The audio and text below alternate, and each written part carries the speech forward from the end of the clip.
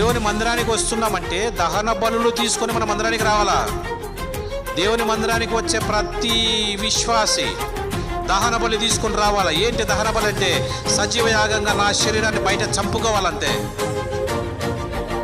శరీరానికి చోటు ఉండకూడదు దేవుని మందిరంలో. శరీరానుసారంగా ప్రవర్తించకూడదు విశ్వాసులు దేవుని మందిరంలో. దేవుని జీవము కలిగిన వారుగా ప్రకటించాలి. అందుకే సార్దీసు సంఘము,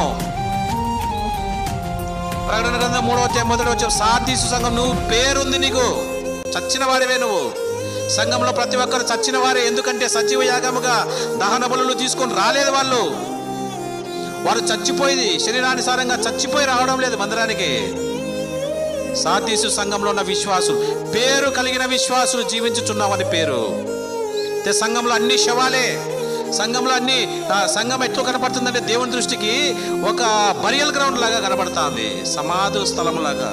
ఎందుకంటే ప్రతి విశ్వాసి సజీవ యాగముగా సమర్పించుకొనకుండా శరీరానుసారంగా ప్రవర్తిస్తూ జీవిస్తున్నారు. కాబట్టి ప్రభు ఇస్తున్న వార్నింగ్ ఏదంటే, this church is a dead church.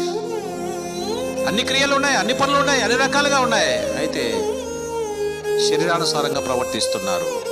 దహన బలులు తీసుకొని రావటం లేదు దేవుని మందిరానికి. నువ్వు దేవుని మందిరాన్ని ప్రేమిస్తున్నావంటే మనం దేవుని మందిరంలో శరీరానికి చచ్చిపోవాలా. శరీరం ఏమాత్రం ముందుకు రాకూడదు. నేను అనేది చచ్చిపోవాలా.